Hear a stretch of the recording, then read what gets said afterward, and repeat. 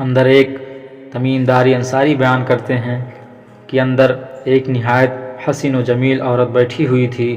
جب اس کی نظر مجھ پر پڑی وہ گھبرا کر کھڑی ہوئی اور مجھ کو سلام کیا۔ میں نے سلام کا جواب دیا۔ عورت نے کہا، کیا تم تمیم انصاری ہو؟ میں نے کہا ہاں۔ عورت نے کہا، وہ جادوگر جو تم کو لے گیا تھا کہاں ہے؟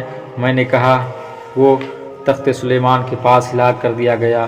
عورت نے کہا، مجھے یقین تھا وہ وہاں پہنچتے ہی ہلاک کر دیا جائے گا۔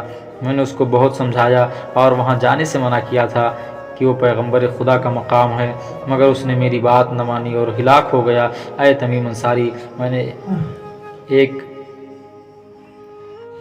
میں نے پڑھا تھا کہ اس مہینے اور آج کی تاریخ میں یہاں ایک شخص آئے گا اور وہ تمیم تمہاری جیسی شکل کا ہوگا، اس کا نام تمیم انصاری ہوگا۔ وہ نبی کریم صلی اللہ علیہ وسلم کے صحابیوں میں سے ہوگا، اس کے ذریعے مجھ کو ہدایت ہوگی، میں ایمان لاؤں گی۔ اب تم مجھ کو کلمہ طیبہ کی تلقین کرو اور مجھ کو کلمہ پڑھاؤ، اشہد ان لا الہ الا اللہ و اشہد ان محمد رسول اللہ۔ تمیم انصاری نے یہ کلمہ پڑھا کر کے اس کو اسلام میں داخل کیا۔ میں نے کہا، اب تو مسلمان ہو گئی اور یقیناً تو نوع انسان سے ہے۔ عورت نے کہا، ہاں بے شک میں آدم زاد ہوں۔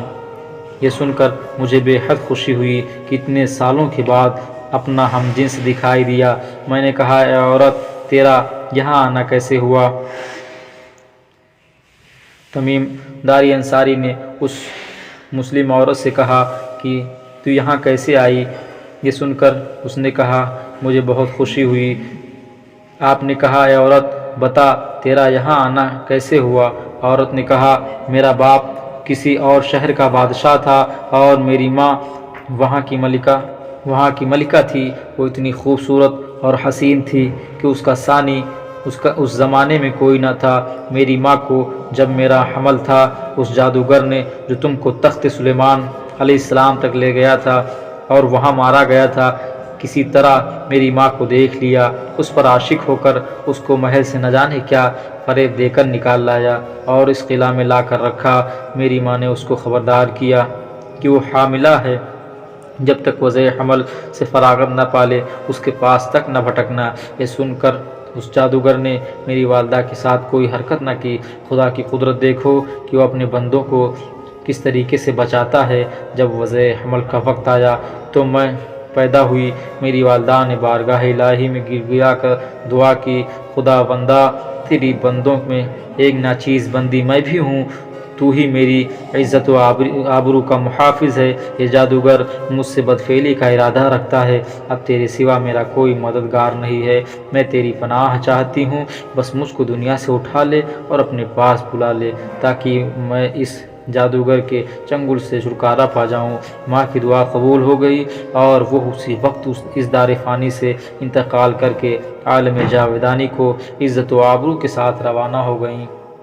وہ جادوگر خاموش رہا مگر مجھ کو بے حد چاہنے لگا اور میری پرورش نہایت ناز و نعم سے کی، چونکہ دیو اور پری بھی اس کے تابع تھے۔ اس کے شفقت کی وجہ سے وہ بھی میرے مطیع ہو گئے۔ اس نے میری تعلیم کے لیے ایک مرد حسین کو مقرر کیا جو روزانہ یہاں آتا اور مجھ کو پڑھا کر جاتا تھا۔ مدت سے مجھ کو بھی آرزو تھی کہ کوئی اپنا ہم جنس مسلمان انسان نظر پڑے تاکہ اس کے مبارک ہاتھ پر ایمان لاؤں۔ حق تعالی نے آج آپ کو یہاں بھیج دیا اور آپ نے مجھ کو کلمہ طیبہ پڑھا کر دولت ایمان سے مالا مال کر دیا۔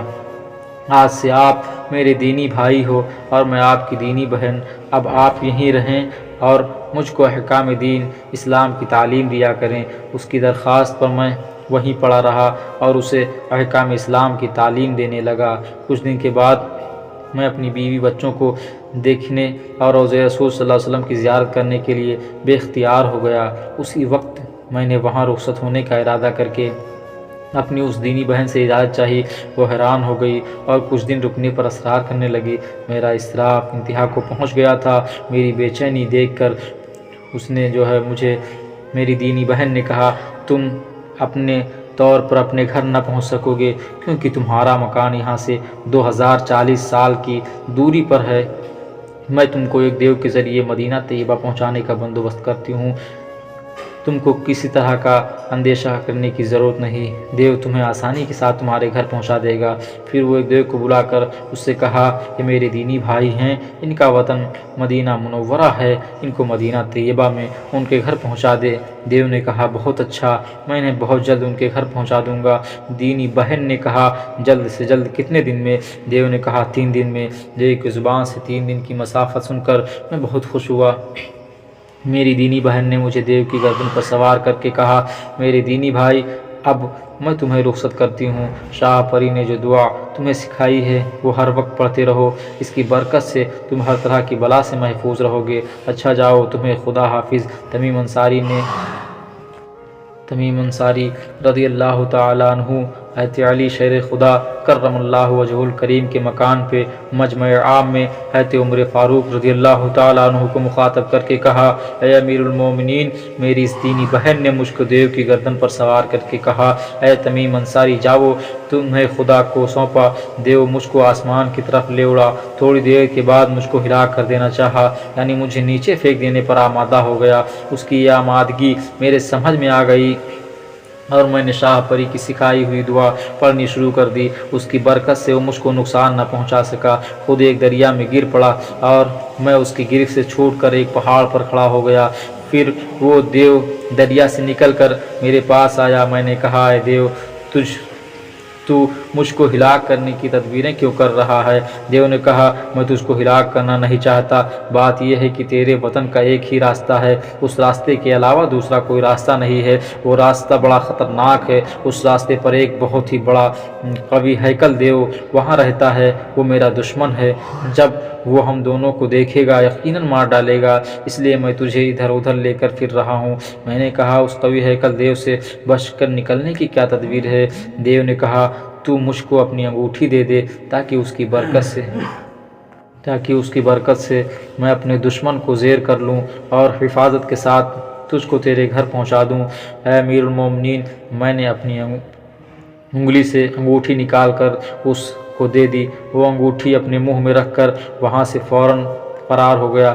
مجھ کو سخت حیرانی ہوئی کہ خدایا اب میں کیا کروں، کدھر جاؤں؟ تھوڑی دیر ٹھہرنے کے بعد اللہ کا نام لے کر ایک طرف روانہ ہوا۔ کچھ دور جانے کے بعد ایک ہیبت ناک سیاہ دیو ہاتھی کی طرح اپنا سونڈ لٹکائے ایک جواہر نگار تخت پر بیٹھا ہوا نظر آیا۔ مجھے دیکھ کر وہ مار ڈالنے کے ارادے سے میری جانب بڑھا۔ حضرات گرامی، اور آگے سننے کے لیے دوسری ویڈیو کا رخ کریں۔